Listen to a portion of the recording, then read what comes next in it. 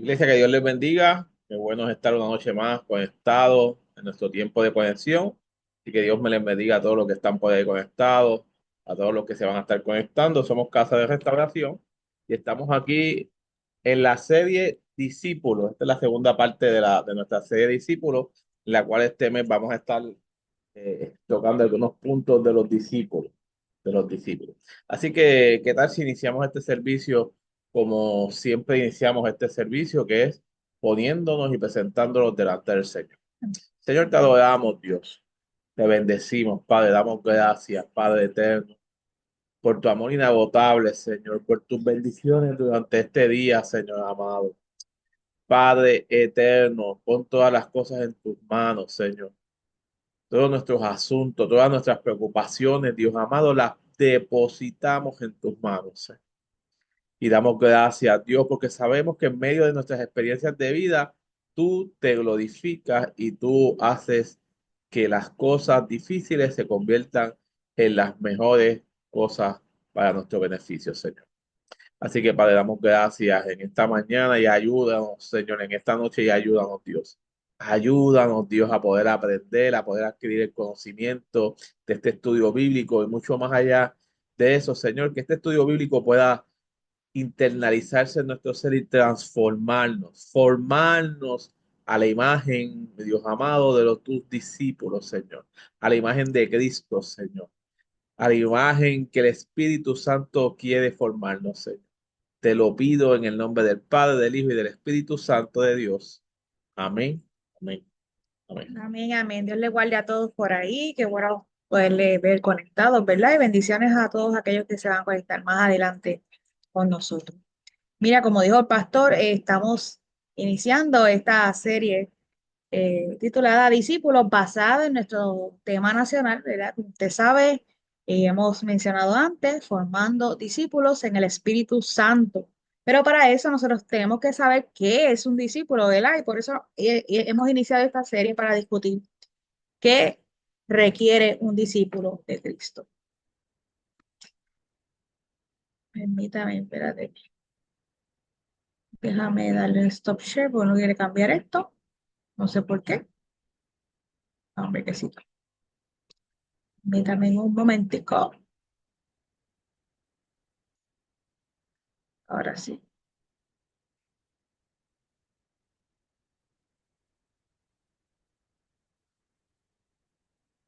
Ahora sí. Eh, Obviamente basamos esta serie en el verso que define, ¿verdad? ¿Cuál es la comisión de nosotros como discípulos, como iglesia? Y se encuentra en Mateo 28, 19 al 21. Este también fue la porción que discutimos el miércoles pasado. Por tanto, vayan y hagan discípulos de todas las naciones, bautizándolos en el nombre del Padre, y del Hijo, y del Espíritu Santo. Por eso nosotros bautizamos en el nombre del Padre, del Hijo y del Espíritu Santo, ¿verdad? Porque es una encomienda de nuestro Señor Jesús.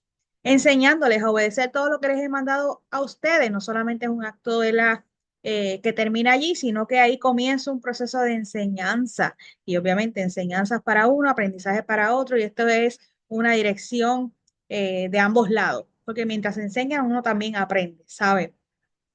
Y les aseguro que estaré con ustedes siempre hasta el fin del mundo. Estas son palabras de Jesús, ¿verdad? Prometiéndonos que Él va a estar con nosotros. Como manera de repaso, el miércoles pasamos, discutimos algunos deberes y algunos requisitos de un discípulo de Cristo. Como deberes, es el escuchar la palabra del Señor, es el aprender la palabra del Señor y es obedecer la palabra del Señor. No voy a entrar a eso, ¿verdad? Porque ya nosotros lo discutimos el miércoles pasado. Puede encontrarlo en YouTube, en nuestro canal de YouTube, ¿verdad? Que lo vamos a compartir más adelante. Y también discutimos algunos requisitos, algunos, ¿verdad? Porque pudiéramos mencionar otros, y por eso es que hemos iniciado esta serie llamada Discípulos. Como requisito, debemos ser fieles a las enseñanzas de Cristo, ¿verdad? Basadas prácticamente en el Nuevo Testamento, ¿verdad? Inicialmente, ese es nuestro manual de conducta, el Nuevo Testamento. Debemos amarnos unos a los otros, ¿verdad? Como discípulos y debemos depender absolutamente de Cristo, porque fuera de Él nada podemos hacer, nada podemos hacer. Ese es de modo de repaso. Hoy vamos a estar hablando sobre los 12 discípulos que llamó Jesús en su ministerio terrenal, esos 12 discípulos. Y les pongo en pantalla el pasaje donde mencionan todos los 12 y también les menciono que Marcos y Lucas también lo citan. Sí, cuando esto sucede es que es un asunto importante y medular en las enseñanzas. ¿Sabe? Cuando usted lo encuentra en Mateo, en Marcos, en Lucas, en ocasiones también Juan se integra, pero como usted sabe, Juan es un evangelio muy particular, así que él resalta los discípulos de manera distintiva, igual que otros aspectos de Jesús de manera más profunda. Así que Mateo 10 2 al 4 lee, los nombres de los 12 apóstoles son los siguientes. Primero Simón, también llamado Pedro, luego Andrés, el hermano de Pedro, Santiago, hijo de Zebedeo, Juan, el hermano de Santiago, Felipe, Bartolomé, Tomás, Mateo, el cobrador de impuestos, Santiago, hijo de Alfeo, Tadeo, Simón el celote, Judas Iscariote, quien después lo traicionó. Esos son los 12. Y hoy voy a estar reseñando algunos aspectos de todos los discípulos de esos 12. Yo espero que el tiempo me dé. Si me tardo muchísimo, pues entonces nada, dejamos una segunda parte para la próxima semana, pero espero que sí, que me dé el tiempo, porque no son tantísimos datos sobre de ellos, ¿no? Así que voy a ponerlos por orden alfabético. Así que no es nada de prioridad ni nada específico, sino que lo voy a poner por orden alfabético y usted va a ver cómo avanzamos. El primero, Andrés. Andrés era hermano de Pedro, también llamado Simón. Más adelante vamos a hablar por qué Simón y por qué Pedro, ¿no? Eran hijos de Jonás. Andrés era hijo de Jonás, vivió en Betsaida de Capernaum y era pescador antes de que Jesús lo llamara. Era pescador. Andrés, un dato muy importante, es que originalmente fue discípulo de Juan. Juan 1:40 nos dice Andrés, hermano de Simón Pedro. Ahí por eso es que nosotros sabemos que somos hermanos, porque es que la misma palabra nos da esos datos. Era uno de estos hombres que al oír lo que Juan dijo, siguieron a Jesús. Siguieron a Jesús. Así que Andrés estaba allí en medio del bautismo y cuando Juan dijo, este es el Cordero de Dios que quita el pecado del mundo, refiriéndose, ¿verdad?, a este Mesías que tanto estaban esperando, Andrés no dudó ni un instante y siguió a Jesús. Siguió a Jesús. Fíjese que se reseña que aunque las circunstancias lo colocaron en una posición donde podría haber sido fácil para él llegar a ser celoso y resentido, optimista y estuvo contento en el segundo plano. ¿Por qué? Esto es un comentario de un estudio bíblico que estoy haciendo referencia. ¿Por qué hace ese comentario? Pues mira, porque Andrés, aunque fue el primero, uno de los primeros que siguió a Jesús y fue llamado como sus discípulos, Pedro, su hermano, fueron de los primeros también, pero fue después de él, se convirtió en uno de sus círculos íntimos y no Andrés. Pedro sí y no Andrés, pero aunque eso sucedió, él no dejó de hacer la función que le correspondía y de seguir adelantando el evangelio, ¿verdad? A donde quiera que iba. Eso no lo limitó. Por eso no, bueno, y una de las principales características del amor es que no es celoso. Por tanto, el amor que se tiene entre los discípulos tampoco debe haber riñas, ni rivalidades, ni celos, ni envidia, ¿verdad? Porque el círculo que los une es el amor de Cristo, es un símbolo perfecto. Se dice que Andrés murió como mártir en Acaya, Grecia, en el pueblo de Patra. Fue condenado a morir en una cruz, pero como se sentía indigno de morir como Cristo, entonces decidió ¿verdad?, pidió que la cruz fuese diferente en forma de X, en forma de X. Yo no sé yo no sé qué era peor, si morir en forma de, ¿verdad?, con los brazos extendidos en forma de X, hay que ver los científicos que dicen al respecto, pero la realidad es que Andrés dijo, no, no soy digno de morir como mi Salvador, yo prefiero que sea distinto. Entonces, ¿verdad? De acuerdo a la tradición, eso no es un dato bíblico, ¿verdad? La Biblia no lo establece así, pero sí la tradición. ¿Qué es la tradición, verdad? Son los escritores y los historiadores que dicen, ¿verdad? Y relatan esos aspectos, pero se los traigo a colación para que usted tenga conocimiento. El segundo discípulo, Bartolomé, posible que pierda la cuenta, pero usted va llevando la cuenta, ¿sabe? Este es el segundo. Bartolomé o Bartolomé Natanael, hijo de Talmai, vivió en Caná de Galilea. Se cree que fue uno de los únicos discípulos que vino o que provino de sangre real o de una familia noble. De todos los discípulos, este es el único de familia real. Su nombre significa hijo de Tolmai o Talmai, y segunda de Samuel 3:3 hace referencia a su genealogía, ¿verdad? Talmai fue rey de Jesús, cuya hija Maca fue esposa de David, madre de Absalón. Así que Bartolomé viene de esa descendencia, por lo tanto tiene sangre real, ¿verdad? Contrario a los demás que eran pescadores de hombres. Se convirtieron en pescadores de hombres, pero eran simples pescadores de peces. Este, cobradores de impuestos, celotes, ¿verdad? Él era el único que venía de ese linaje, ¿verdad? Aunque, ¿verdad? No pertenecía a una realeza en ese momento. Su primer nombre probablemente era Natanael, a quien Jesús llamó un verdadero israelita en quien no hay engaño. Este Bartolomé es el mismo Natanael que hace referencia a Juan 1:47, cuando Felipe le dice, mira, hemos encontrado al que dicen los profetas, al que citan los profetas y la ley, al Mesías esperado. Y si no me crees, ven y ve, ven y ve. Y cuando él se va acercando a Jesús, Jesús desde lejos lo mira y dice, este es un verdadero discípulo en donde no hay engaño. Y él le dice, ¿y cómo tú me conoces? Ah, porque te vi debajo de la higuera antes de que Felipe te fuera a buscar. Y desde ese momento él creyó, ¿verdad? Y se asombró. Y Jesús le replica, ¿te asombraste porque te dije, porque que te vi debajo de la higuera? Más grandes cosas vas a ver a partir de ahora. Y claro está, se convierte en su discípulo. Este es Bartolomé, ¿verdad? Natanael, es el mismo. Cuando usted vea en la escritura, Bartolomé o Natanael es el mismo discípulo.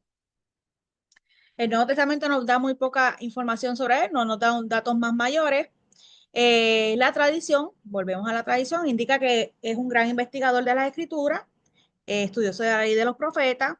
Se dice que predicó con Felipe en Frigia, Hierápolis, y también en Armenia. Eh, la iglesia de Armenia lo reclama como su fundador, o sea que él fue el que llevó el evangelio allí a la ciudad de Armenia, y obviamente allí también murió como mártir, ¿verdad? A causa de predicar las buenas nuevas de salvación.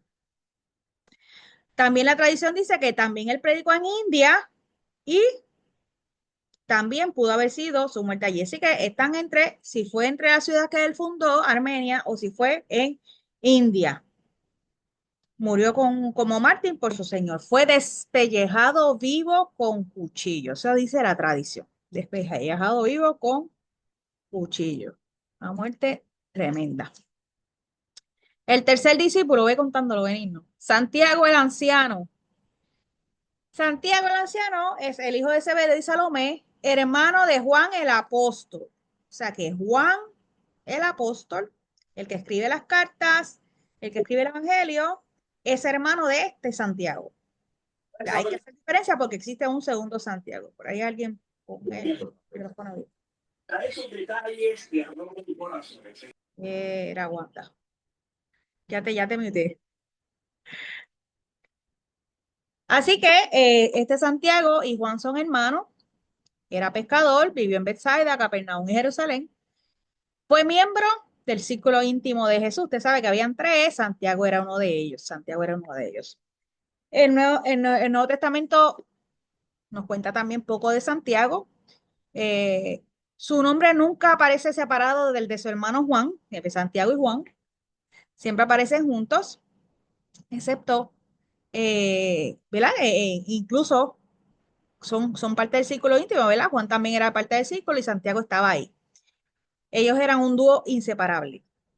Predicó en Jerusalén, en Judea, y fue decapitado por Herodes en el año 44 después de Cristo. Eso lo describe Hechos 12:1-2, su muerte.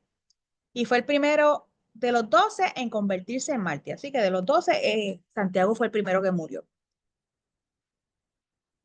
Este fue Santiago el anciano, ahora vamos para Santiago el menor refiriéndose al más joven. Cuarto. Este es el cuarto discípulo. Es hijo de Alfeo o Cleofas y María. Alfeo o Cleofás y María vivió en Galilea, fue hermano del apóstol Judas, así que hay un Judas, no el que entregó a Jesús, hay otro Judas. Ya usted sabe que llevamos dos Santiago y ya hemos mencionado que entonces hay dos Judas también, ¿está bien? Eh, Así que ellos eran hermanos, de acuerdo a la tradición, él escribió a la epístola de Santiago. Así que cuando usted va al Nuevo Testamento, Santiago, este es el Santiago al que se refiere, no Santiago, el hermano de Juan, ¿sabe?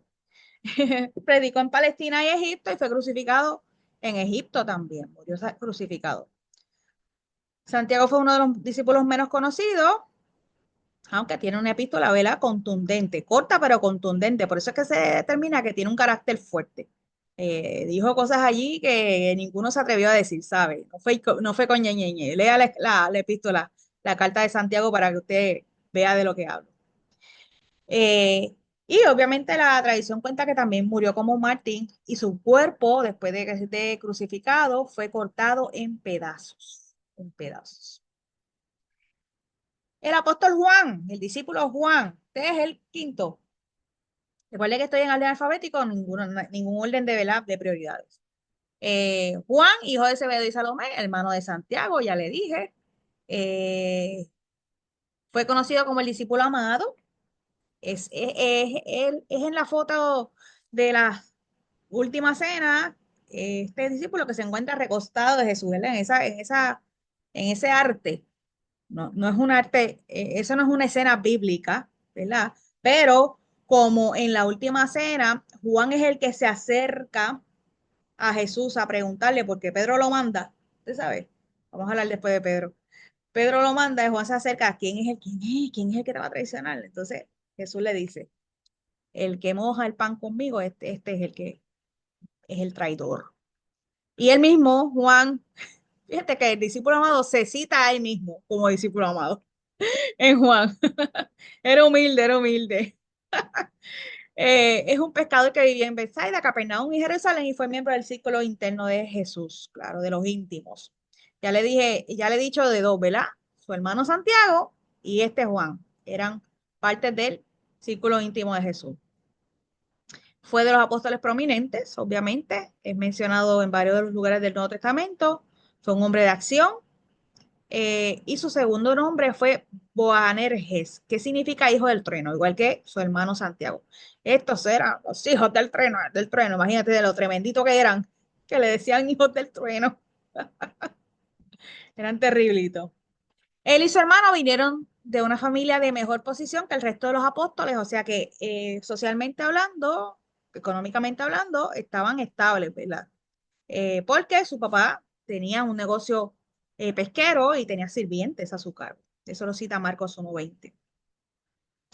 Así que esto le daba como una posición como de sentirse un poquito superior al resto de los discípulos.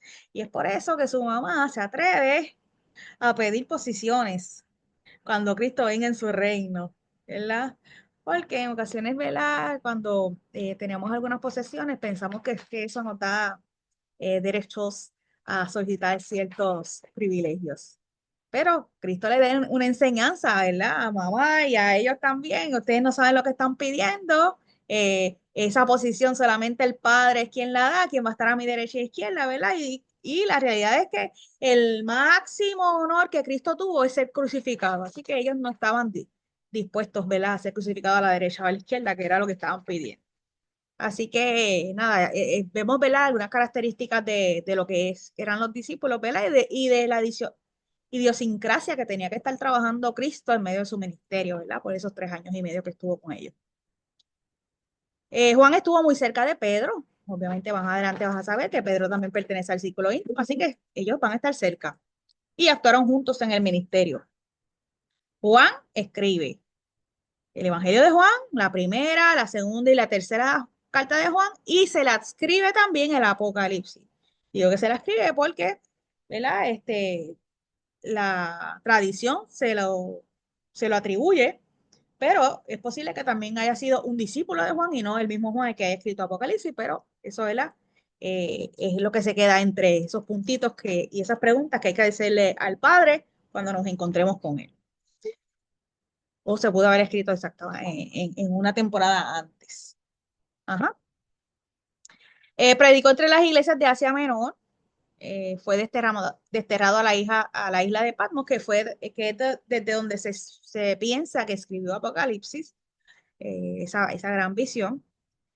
Fue más tarde liberado de allí, y murió de muerte natural.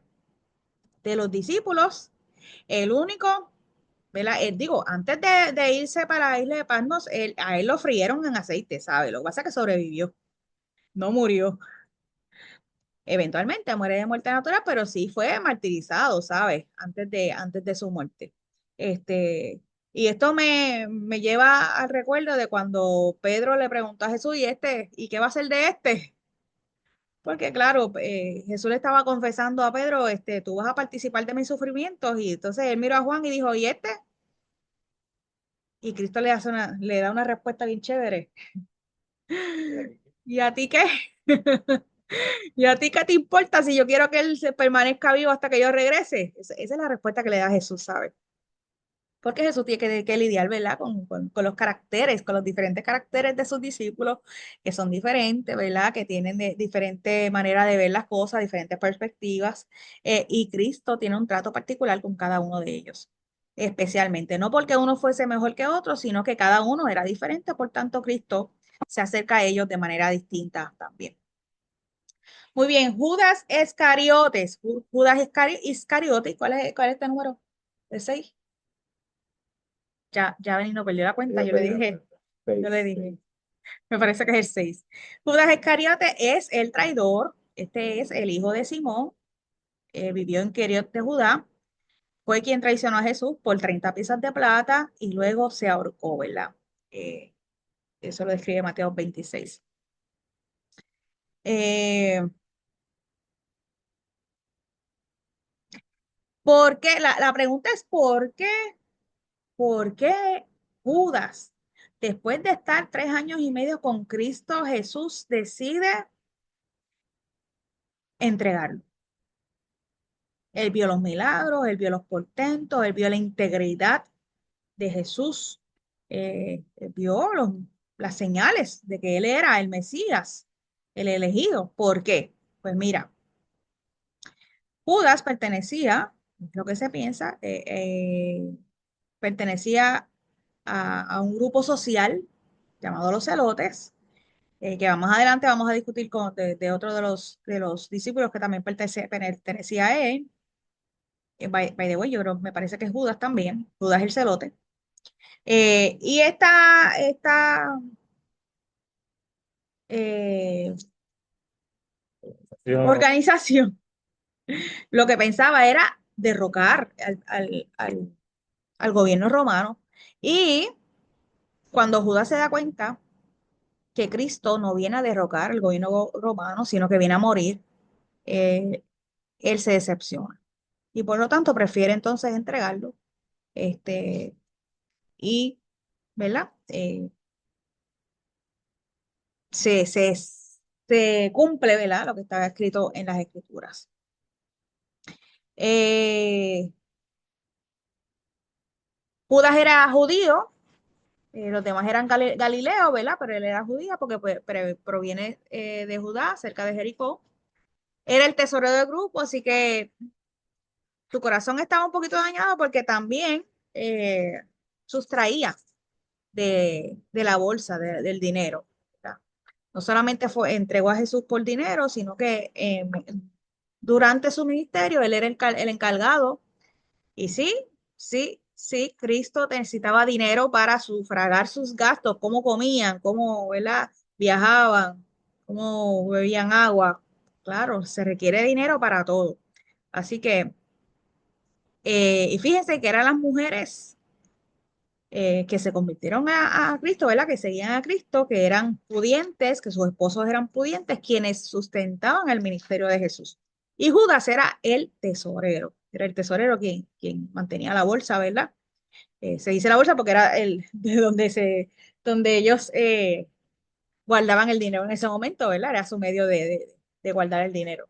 No tenían bancos ni nada de esas cosas. Ajá. Ni tener alcancía ni nada de eso, pues tenían una funda, ¿verdad? Donde guardaban las monedas, ¿verdad? Que era el método de pago. Como les dije antes, era un judío nacionalista violento, ya llamado Celote. Y obviamente él tenía el sueño de seguir a Jesús. ¿Para qué? Para derrocar el sistema de gobierno. David parece que está teniendo problemas con la señal. Oye, así que Judas era un hombre codicioso, ¿verdad? Con un corazón violento, eh, con sed de venganza. Ese era su corazón. Eh, por lo tanto, finalmente hay un comentario que establece este estudio, y es que no fue la traición de Judas la que colocó a Jesús en la cruz, sino nuestros pecados, ¿sabes? Si Judas no lo hubiese entregado, igual Cristo se hubiese entregado, porque él dio su vida. Nadie más lo entregó, él la dio. Y como la dio para morir, así mismo la tomó para vivir por toda la eternidad y para que tú y yo también tengamos vida eterna, ¿sabes? Así que Judas cumplió el propósito. Estoy segura que Cristo lo hubiese perdonado, pero la conciencia de él no le permitió avanzar y bueno, tiene su muerte a través de un suicidio, ¿verdad? Él compra un terreno y allí en aquel terreno toma su vida, toma su vida. Fue el único que se perdió, el único que se perdió de los 12 discípulos, ¿verdad? Iniciales. Judas Tadeo, Judas Tadeo, fíjense, tenemos dos Santiago ya y dos Judas. Este es el séptimo himno. Correcto. Judas Tadeo o Lebeo es la misma persona. Si usted lee Lebeo o Tadeo, es el mismo discípulo, hijo de Alfeo o Cleofas y María, fue hermano de Santiago, el más joven. Así que ya tenemos dos pares de hermanos. Tenemos a Juan y Santiago y tenemos a Judas y Santiago también. No se confunda. Eh, fue de los apóstoles que se sabe poco, vivió en Galilea. La tradición dice que predicó en Asiria y Persia y murió como mártir en Persia. Cuando digo la tradición es que no es un aspecto bíblico, no es un dato bíblico. Jerónimo, que fue un historiador, lo llamó trinomios, que significa que es un hombre con tres nombres. Con tres nombres. ¿Por qué? Si se cita en Marcos 3:18 es llamado Tadeo, en Mateo 10:3 es llamado Lebeo, su apellido específicamente es Tadeo, y en Lucas 6:16 y 8:1-3 es llamado Judas, el hermano de Santiago. Así que tiene tres nombres. Si usted ve las escrituras, es el mismo discípulo. Y también fue llamado Judas el Celote. Judas el Celote. Eh, por su carácter, fue intenso y violento nacionalista con el sueño de poder mundial y dominio del pueblo escogido, igual que el otro Judas. Si se fijan, los dos Judas eran celotes. Según el registro del Nuevo Testamento, Juan 14:22, él le preguntó a Jesús en la última cena, ¿cómo es que te manifestarás a nosotros y no al mundo? ¿Verdad? Eran preguntas retantes por su carácter. Se atrevía a más. Judas estaba interesado en conocer a Cristo al mundo, no como un salvador sufriente, sino más bien como un rey gobernante, debido, ¿verdad?, a lo que él creía, ¿verdad? Él creía en el gobierno, un gobierno que erradicara el gobierno que los oprimía. Eh, Se dice que fue a predicar el evangelio en Edesa, cerca del río Éufrates, y allí sanó a varios y muchos creyeron en el nombre del maestro. Y desde allí fue a predicar también a otros lugares. Fue asesinado con flechas en el Ararat. En el Ararat. Así que murió como mártir también. Mateo, nuestro amado Mateo o Leví, también es el mismo, hijo de Alfeo, vivió en Capernaum. Este es el 8. El 8. Fue un publicano o cobrador de impuestos. Publicano o cobrador de impuestos es lo mismo. Escribió el evangelio que lleva su nombre, ¿verdad? Mateo, y murió también como mártir en Etiopía. Aunque personalmente sabemos muy pocos datos de Mateo, eh, sobresale de él, ¿verdad? Que fue un cobrador de impuestos y que los judíos odiaban a muerte a los cobradores de impuestos, porque ellos pensaban que eran unos traicioneros, ¿verdad? Del pueblo. Los cobradores de impuestos, ¿verdad? Cobraban al pueblo, al pueblo, no solamente al pueblo judío, a todo el que viviera en la zona donde el Imperio Romano estuviese establecido, impuestos que eran eh, apremiantes, ¿verdad? Eran atropelladores. Y aparte de que los impuestos eran atropelladores, ellos también eran medios injustos y cobraban aparte, ¿sabes? También sustraían y eran ladrones. Para el judío devoto, también esto significaba que Dios era el único a quien era correcto pagar tributos e impuestos. Esto era lo que creían, ¿verdad? Los judíos eh, devotos. Por lo tanto, por eso es que en una ocasión los fariseos le preguntan a Jesús, ¿es lícito pagarle el tributo al César? Y Cristo obviamente muy brillante y muy, ¿cómo se dice cuando Astuto. ciertamente astuto? Le responde, bueno, ¿de quién es la cara en la moneda? Del César. Pues denle al César a lo que es del César y a Dios lo que es de Dios. Paguen lo que corresponde. ¿Está bien? Dios es otra cosa, Dios es otra cosa. Eh, el cobrador de impuestos era odiado no solamente por los religiosos, sino también por la mayoría de las personas, ¿verdad? Porque ellos eran injustos, eran injustos. Así que también eran considerados como criminales, ¿sabe? La categoría que tenían eran como criminales y se clasificaban juntamente con las prostitutas, con los gentiles y con los pecadores. Eso era bueno, le decían perros, imagínense usted, cómo era la calaña o el testimonio, ¿verdad? Que tenían los cobradores o los publicanos. Pero por encima de eso, por encima del bagaje de Mateo, Jesús lo eligió. A pesar de que todos lo odiaran, Jesús lo eligió y vio, ¿verdad?, qué potencial tenía Mateo para el reino de los cielos.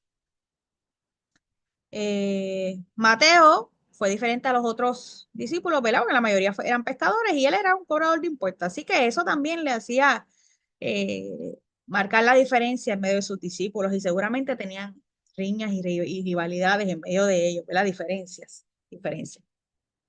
Eh, Llegó a ser el primer discípulo que escribió de las enseñanzas de Jesús. ¿Verdad? Porque aunque oficialmente Marcos es quien escribe los evangelios, Mateo es el discípulo y es el primer discípulo que escribe. Aunque Marcos escribió antes, pero Marcos era discípulo de Pablo, Pablo o Marcos, Pedro, de Pedro. de Pedro. No, no, Ajá. Fue un misionero del evangelio y cambió su vida por la fe de su maestro. Ese fue Mateo. Nuestro amado Pedro, ya estamos en el 9, estamos terminando. Ya hemos avanzado. Pensaba que no iba a dar tiempo. Simón Pedro, hijo de Jonás, era pescador, vivió en Bethsaida de Capernaum, hizo trabajo evangelístico y misionero entre los judíos, eh, y fue tan lejos como a Babilonia, con ese mensaje. Era parte del círculo interno de Jesús, ya les dije, ¿verdad? ¿Quiénes eran parte del círculo? Juan, su hermano Santiago y Pedro. Esos eran los del círculo íntimo que vieron, ¿verdad? Milagros, portentos. Eh, Fue testigo de la transfiguración, fue testigo de la resurrección de la hija de Jairo. Eh, ¿Qué más? Hubo otro evento extraordinario que Cristo lo llamó. Yo creo que por ahí está escrito. Les digo después. Eh, Escribió dos de las epístolas, primera y segunda de Pedro. Escribió este Pedro, el apóstol. Pedro puntualiza, es el hincapié, es el cabecilla de todas las listas de los discípulos en cada uno de los evangelios. Es el que empieza. Tuvo otros nombres, como lo es Simón. En el idioma común del griego, su nombre era Simón, que significaba roca, y en el hebreo, Cefas, que en árabe también significaba roca. Por eso es que Cristo le dice, sobre esta roca edificaré mi iglesia, sobre ti, ¿verdad? Tú eres el pilar, es uno de los pilares sobre el cual se edifica la iglesia. claro. La base fundamental es Cristo Jesús, ¿verdad? Pero sobre Cristo Jesús estaba Pedro, quien era el pilar que iba a ser el portavoz del Evangelio. Así que entre los 12, Pedro era el líder, era el que iba adelante, el que hablaba, el que, ¿verdad?, se imponía sobre de ellos, es el vocero de los apóstoles. Este fue el que preguntó en Mateo 15:15, eh, ¿a quién, cuán seguido nosotros tenemos que perdonar? Este es el que se atreve a preguntarles a Jesús, ¿cuán seguido tengo que perdonar? ¿Una vez? ¿7 veces? No, Cristo dice 70 veces 7. Tienes que perdonar diariamente, ¿sabes? Diariamente. Él es el quien indagó acerca de la recompensa para todos aquellos que siguen a Jesús. ¿Cuál es la recompensa? La vida eterna, habitar en la plenitud de Él, ¿verdad? Entrar a los atrios celestiales. Él es el primero que confesó a Jesús y lo declaró como el Hijo del Dios viviente. Cristo le dice, bienaventurado eres, porque no te lo regaló carne ni sangre, sino, ¿verdad?, el Padre.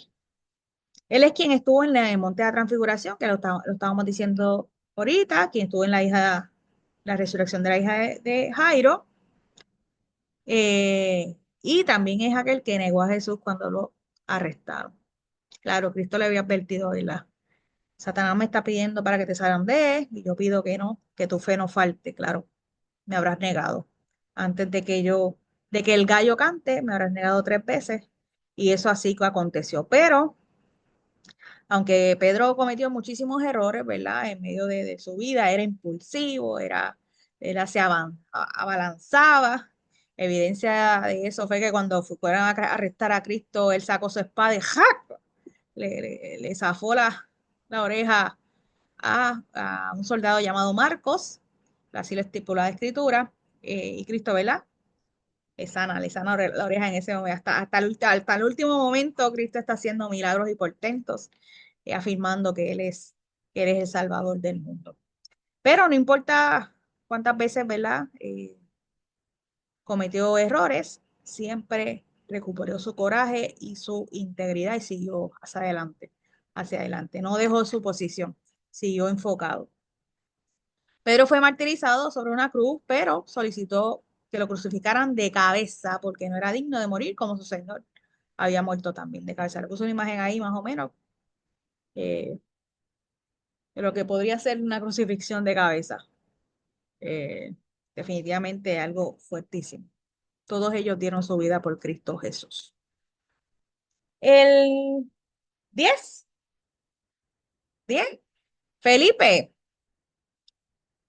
La tradición dice que Felipe predicó en Frigia y murió como Martín en Hierápolis. Vino de Bethsaida, pues también era el pueblo de Pedro y Andrés. También fue pescador. Y aunque los primeros 3 evangelios mencionan su nombre, es el evangelio de Juan quien lo ponen, ¿verdad? Le da mayor énfasis en medio de sus escritos. Juan muestra que Felipe fue uno de los primeros que Jesús llamó. Este es el que, ¿verdad? Le dije cuando hablamos de Natanael o Bartolomé, eh, que le dije, vente, vente, hemos encontrado al Mesías, hemos encontrado al Mesías. Y Natanael, medio dudoso, le dice, bueno, si tú no me crees, ven y ve. Si tú no me crees lo que te estoy diciendo, tú pruébalo y comprueba por ti mismo si es él o no es él. Así que es un tipo de evangelista desde el principio, que acerca a otros a Cristo y les dice, bueno, tú prueba. Yo te estoy garantizando que Él es, pero si tú no me crees, pues mira, acércate y prueba. Y ciertamente, ese era Natanael y él estaban seguros.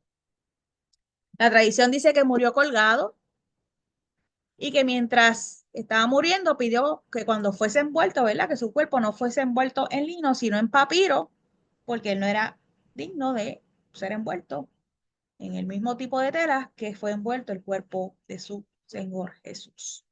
Fíjense que cada uno de ellos, incluso en su muerte, sabe, hasta la muerte, decían, no, yo no soy digno de morir como mi Salvador. Él es el único digno de morir así. Por lo tanto, querían proclamar su grandeza hasta el final, hasta el final.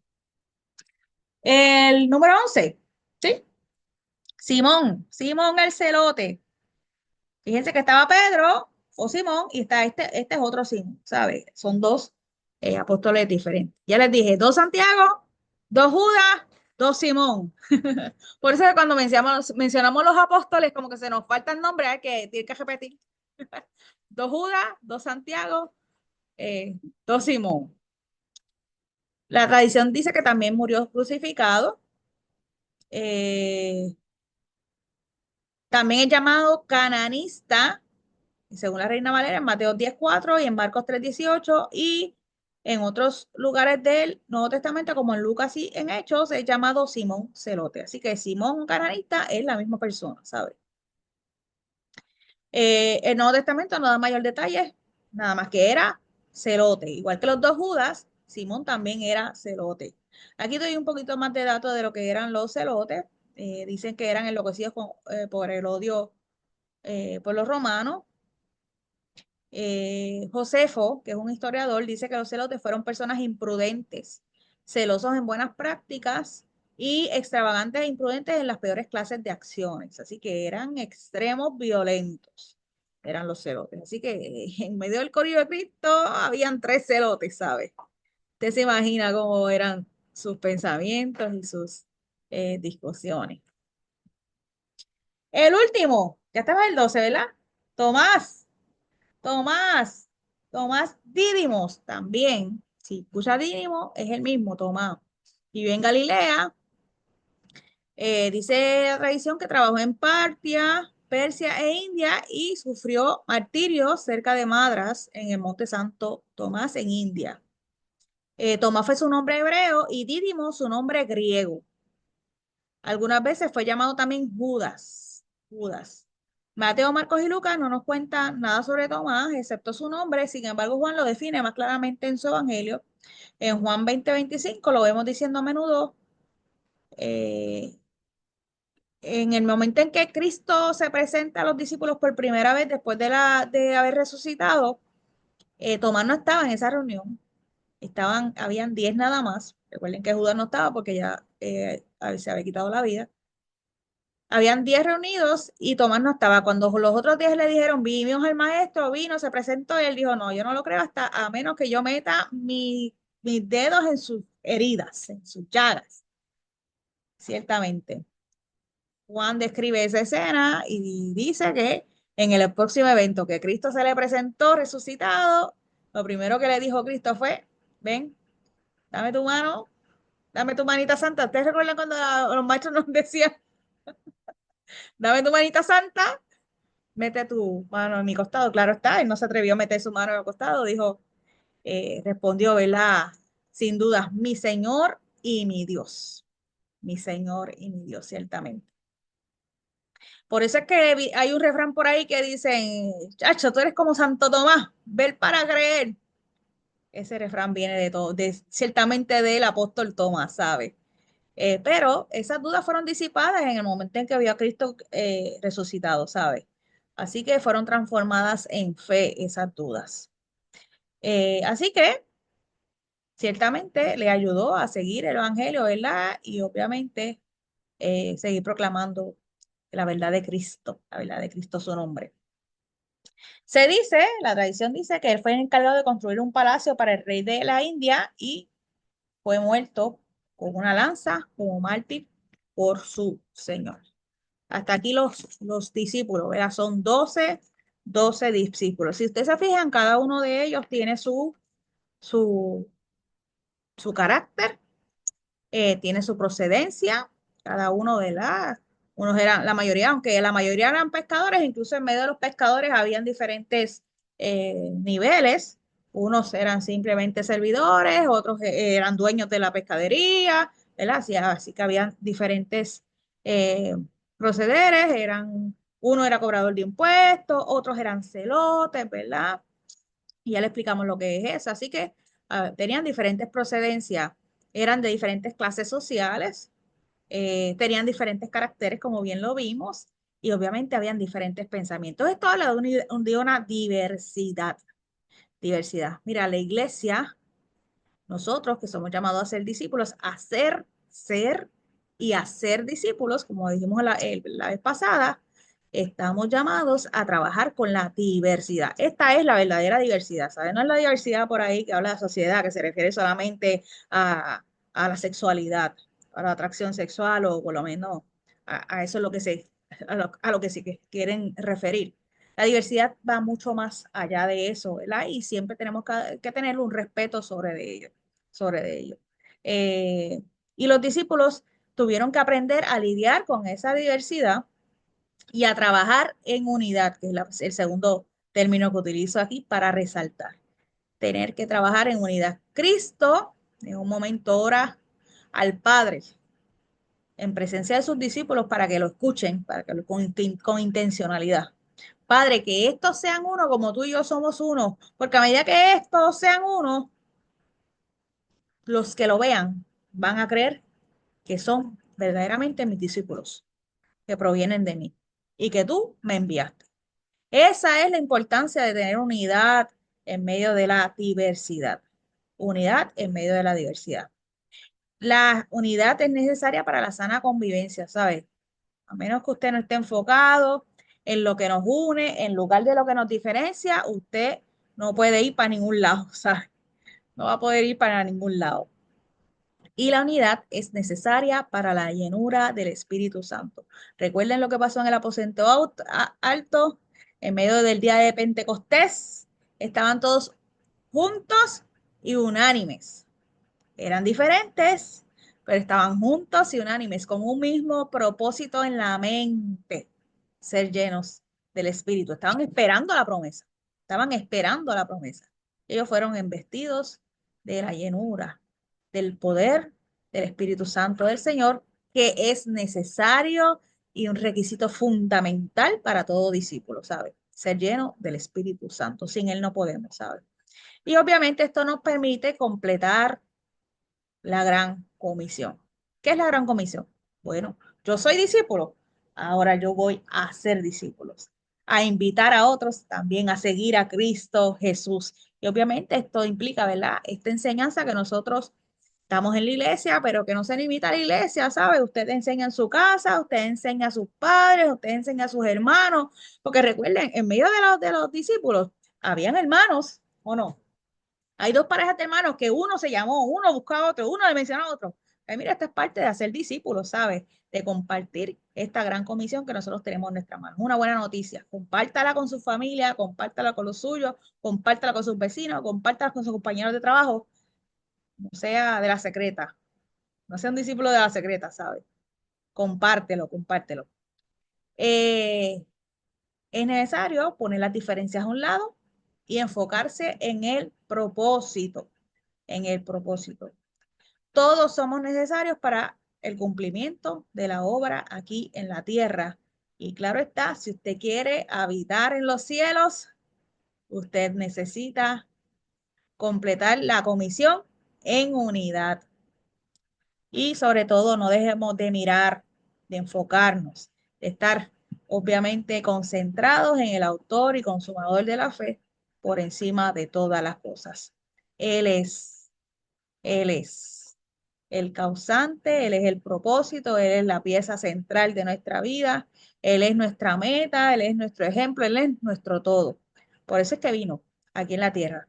Eh, fueron muy privilegiados estos discípulos que estuvieron con Él carnalmente 3 años y medio, andando, caminando, viviendo, durmiendo, comiendo con Él, eh, viéndolo como ejemplo natural.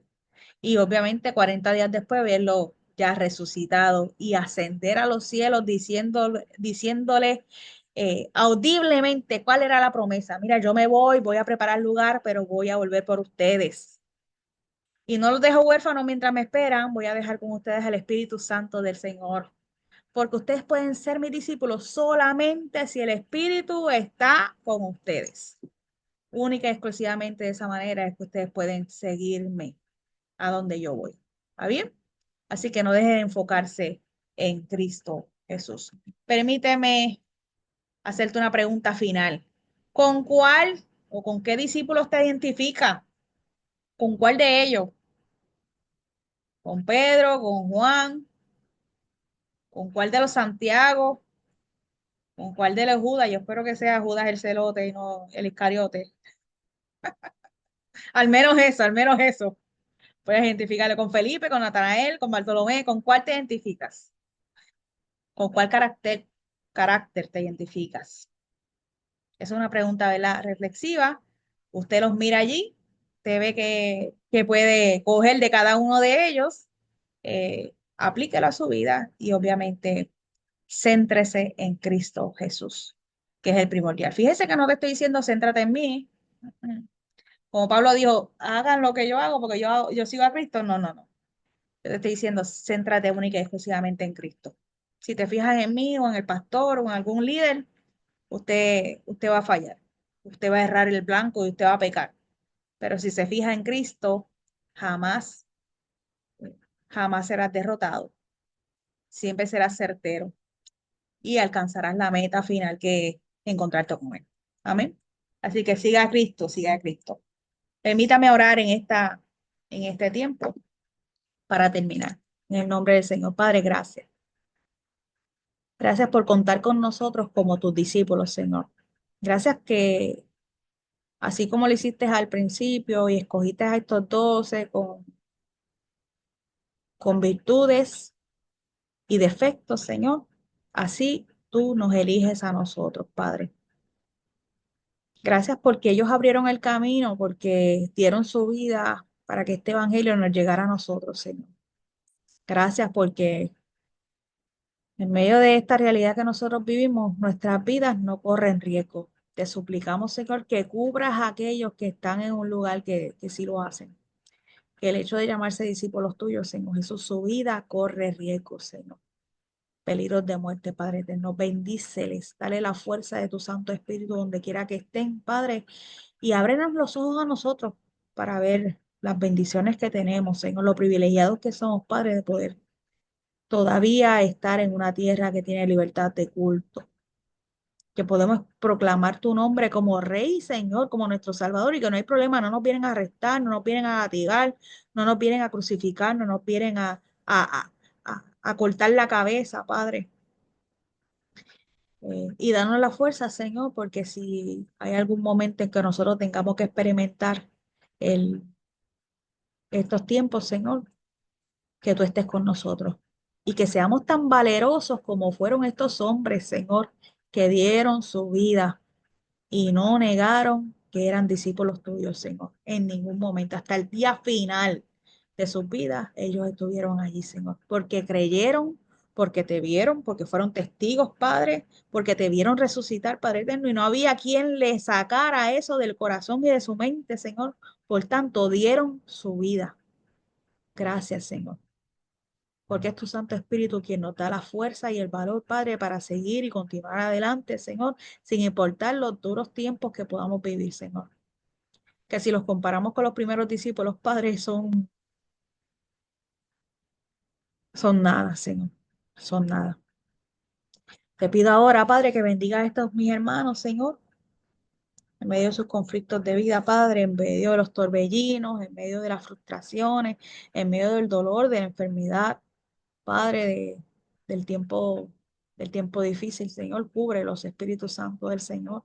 Abrázales, Señor, y cumple tu promesa gloriosa, porque yo sé, Señor, que tú estás con ellos. Así como lo prometiste, Señor Jesús, desde el principio hasta el fin. Tú estás con ellos y no los dejas, Señor. Tú eres, Señor, el centro de todo, Señor. Y le vas a bendecir, y les vas a animar, y les vas a consolar, y les vas a dar la fuerza necesaria para continuar hasta el fin, Señor, hasta que al final nos encontremos contigo, donde ya no va a haber más llanto, ya no va a haber más muerte, ya no va a haber más enfermedad, Padre eterno, ya no va a haber más sufrimiento, sino que podamos entrar en nuestro gozo eterno, Señor, que tú nos has prometido desde ahora y hasta la eternidad. Te lo pido, Señor, en tu poderoso nombre, oh Jesús. Amén. Amén. Amén. Una mirada. A esos caracteres que tienen cada uno de ellos. Eh, Hay algunos que tienen que verse, ¿verdad? Dentro de ellos. Nos Yo no vemos, nos sé vemos. si yo tengo algunas características de Pedro o algunas características de los celotes, así problemáticos como los celotes. O si tengo algunas características de poder dar y de entregar mis dones para el ministerio, como lo hizo Marcos, pero Mateo. Eh, pero sí, cada uno de nosotros tenemos esos reflejos. Yo no sé si alguno de ustedes lo llamó su hermano, lo llamó su primo, lo llamó su hermana al ministerio, como lo hizo Andrés, pero sí podemos definir que cada uno de nosotros tiene alguna de esas características, tiene alguna de esas características. Así que yo espero que ninguno tenga las características de Judas Iscariote, No, esas no, por favor. De todos los demás, de cualquiera de ellos, menos Iscariote. aunque estoy convencido que Judas Iscariote compró el propósito, así que algunos quizás tienen que moldear nuestro carácter, tienen que ser moldeados. Pero definitivamente el ministerio, el servir a Cristo, el ser discípulos de Él, nos afirma a ver un cambio y una transformación.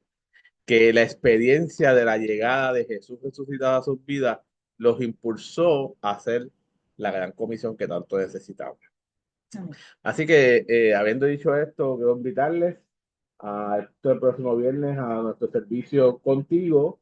Está preparado, ¿verdad? Y diseñado para estar en la casa de Tata.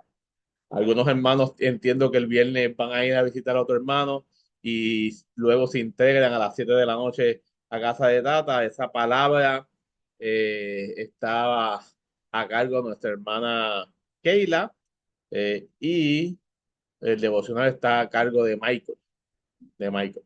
Así que va a ser un tiempo extraordinario allí en nuestra casa de nuestra hermana Tata, nuestra hermana Carmen, que hace tiempo, Carmen y Roberto, hace tiempo no les hemos visitado, así que va a ser un tiempo para volver a encontrarnos con él, abrazarles y estar con él en estos tiempos. Próximo es el domingo, que tenemos un servicio de adoración, y este servicio de adoración, ¿verdad? Tenemos escuela bíblica a las 10 de la mañana y a las 11 un servicio de adoración y exaltación al Rey de Reyes y Señor de Señores. Y el próximo miércoles tendremos una reunión ministerial, así que no tendremos el próximo miércoles tiempo de conexión, así que desde ahora quedan avisados que no vamos a tener el tiempo de conexión miércoles, porque vamos a estar en una reunión ministerial en Bayamón, donde todos los pastores del TOA y del Bayamón van a estar reunidos con el obispo. Así que Junto al cuerpo de consejero, tesorero y secretario. Así que, ya hablé con Mariel, que va a estar con nosotros como secretaria, y tengo que confirmar con Carmen como tesorera para que vaya con nosotros. Y Mariel obviamente le puede dar pon, ya confirmé con ella. Así que esperamos que Carmen se sienta mejor de aquí a la semana que viene, en el nombre del Señor. Hemos estado orando por ella, ¿verdad? Para que sus fuerzas sean renovadas y que la sanidad del Señor sea sobre su vida, así como todos los que han estado enfermos en casa, ¿verdad? Que han sido unos cuantos. Esta temporada ha sido difícil, muchos virus y muchas cosas en el ambiente, pero afirmamos la cobertura del Señor en sanidad para sus vidas, a la gloria del Señor. estamos ahí con esta Vivian. Vivian, te damos loco por darte Qué un bueno, abrazo. qué bueno. Saludos, Sabemos, Vivian, ¿verdad? Que ya especialmente. estás mejor y que has estado trabajando durante esta semana. Hemos visto a Javier, pero te hemos echado de menos, así que queremos darte un fuerte abrazo. Un fuerte abrazo cuando te veamos. Digo, creo que eso es todo, así que reciban un fuerte abrazo. Saluda a Wanda, que también está conectada, y a todos los hermanos que están conectados, y un saludo a todos los hermanos que van a estar viendo este estudio más adelante. Dios me les bendiga. Fuerte abrazo en el Señor, que puedan descansar.